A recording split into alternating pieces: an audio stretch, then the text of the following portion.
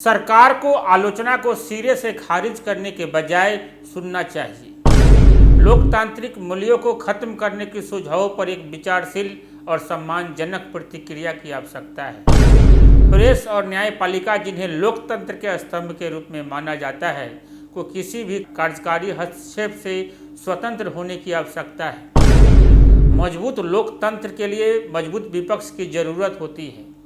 वैकल्पिक शिक्षक के बिना मनमानी शक्ति पर रोक लगाने के चुनाव का उद्देश्य ही विफल हो जाता है। लोकतांत्रिक मूल्य और सिद्धांत भारत की पहचान के मूल हैं। हमें अपने लोकतंत्र के स्तंभों विधायिका, कार्यपालिका, न्यायपालिका और मीडिया को मजबूत करके उसकी रक्षा करने की आवश्यकता है। नमस्कार, आप देख रहे हैं जनमत की पुकार आर.के. जायसवाल के साथ। प्रेस पर बढ़ते हमले और न्यायिक स्वायत्तता के शरण से लोकतंत्र के रूप में भारत की वैश्विक छवि को खतरा है। दुनिया भर में लोकतंत्र पीछे हट रहा है। 21वीं सदी में कई लोकतंत्र के सिद्धांतों की अवहेलना करते रहे हैं। प्रेस की स्वतंत्रता, राज्य के अन्य सार्वजनिक संस्थानों की स्वतंत्रता जैसे सिद्धांतों का अक्सर उल्लंघन किया जाता है। उदाहरण के लिए विश्व नेताओं जैसे Vladimir Putin, Recep Tayyip Erdogan, तुर्की, ट्रंप ने सत्ता बनाए रखने के लिए इन्हीं संस्थानों पर एक निरंतर हमले की शुरुआत की थी। पश्चिमी शैक्षणिक संस्थानों फ्रीडम हाउस और varieties of democracy project Sweden ने भारत की लोकतांत्रिक रेटिंग को डाउनग्रेड कर दिया। संप्रभु शक्ति पर पहली बार संस्थागत जांच इंग्लैंड में शानदार क्रांति के माध्यम से प्रदान की गई थी। इससे सांसद की स्थापना हुई और इंग्लैंड पूर्ण राजतंत्र से संवैधानिक राजतंत्र में स्थानांतरित हो गया। बाद में फ्रांसीसी क्रांति और अमेरिकी क्रांति ने अपने नागरिकों को अपरिहार्य अधिकारों का आश्वासन दिया। हालांकि उपनिवेशवाद युग में महिलाओं के साथ साथ नस्लीय और धार्मिक अल्पसंख्यकों का बहिष्कार 1950 के दशक तक जारी रहा। 1950 के दशक के बाद सार्वभौमिक मताधिकार, चुनावों का संस्थानीकरण, सरकार की शक्तियों पर संवैधानिक जांच, स्वतंत्र न्यायपालिका को न्यायिक समीक्षा का अधिकार, सरकारी कार्यों की जांच करने के लिए अधिकार प्राप्त प्रेस जैसे उपायों से लोकतंत्र मजबूत हुआ। अंत में शीत युद्ध की समाप्ति के बाद सोवियत संघ के पतन के कारण कई सत्तावादी देशों को चुनाव कराने के लिए मजबूर होना पड़ा।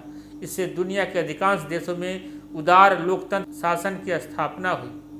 भारत की लोकतांत्रिक रेटिंग को डाउन ग्रेड क्यों किया गया?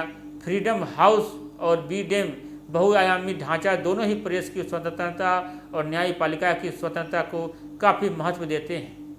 इन संस्थागत जांच और संतुलन को कम करने के बारे में चिंताओं ने दोनों संस्थानों को अपने सूचकांक पर भारत के स्कोर को कम करने के लिए प्रेरित किया। भारत में कमजोर लोकतंत्र क्वाड या D10 का पूर्ण सदस्य बनने की भारत की महत्वाकांक्षाओं को नकारात्मक रूप से प्रभावित कर सकता है। यह संयुक्त राष्ट्र सुरक्षा परिषद का अस्थायी सदस्य बनने के भारत के दावे को भी कमजोर करेगा। ऐसे में क्या किए जाने की आवश्यकता है? सबसे पहले सरकार को आलोचना को सिरे से खारिज करने के बजाय सुनना चाहिए। लोकतांत्रिक मूल्यों को खत्म करने के सुझाव पर एक विचारशील और सम्मानजनक प्रतिक्रिया की आवश्यकता है। दूसरा, प्रेस और न्यायपालिका, जिन्हें लोकतंत्र के स्तंभ के रूप में माना जाता है, को किसी भी कार्यकारी हस्तक्षेप से स्वतंत्र होने की आवश्यकता है। तीसरा, मजबूत लोकतंत्र के लिए मजबूत विपक्ष की जरूरत होती है। वैकल्पिक विकल्प के बिना मनमानी शक्ति पर रोक लगाने के चुनाव का उद्देश्य ही विफल हो जाता है। लोकतांत्रिक मूल्य और सिद्धांत भारत की पहचान के मूल हैं। हमें अपने लोकतंत्र के स्तंभों विधायिका, कार्यपालिका, न्यायपालिका और मीडिया को मजबूत करके उसकी रक्षा करने की आवश्यकता है। लोकतंत्र के 4 स्तंभों के प्रति आम आदमी के विश्वास और सम्मान ने पिछले 7 वर्षों में एक गंभीर चोट की है।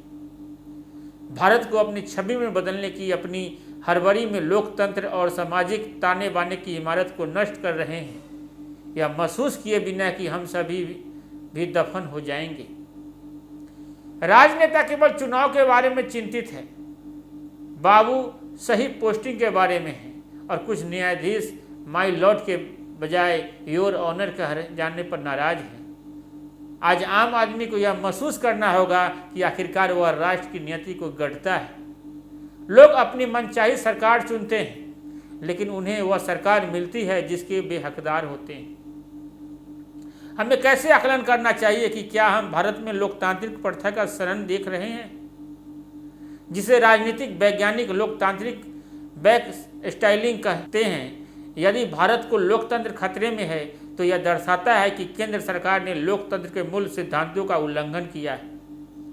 राज्य की संस्थाएं जो लोकतांत्रिक राजनीतिक अभिनेताओं के लिए निष्पक्ष होना चाहिए का उपयोग सत्तारूढ़ दल की सेवा में किया है। विपक्ष को कमजोर करने या दबाने के लिए राज्य संस्थानों का उपयोग इस सिद्धांतों के सीधे उल्लंघन में है, जो लोकतंत्र के लिए एक बुनियादी खतरा है। हिंदू राष्ट्रवाद की आड़ में भारत ने अपनी आबादी के बीच अलोकतांत्रिक प्राथमिकताओं में तेजी से वृद्धि देखी है। जनमत के इस संगम और राज्य की संस्थाओं को अपने स्वार्थों के लिए इस्तेमाल करने के इच्छुक एक शासी दल ने भारत में गंभीर लोकतांत्रिक बैकस्लाइडिंग का भूत खड़ा कर दिया है। अगर आपने हमारा अभी तक चैनल सब्सक्राइब नहीं किया है तो कृपया चैनल सब्सक्राइब कर लें, लाइक करें, शेयर करें, कमेंट करें। तो मिलते हैं फिर किसी और खबरों के साथ। नमस्कार।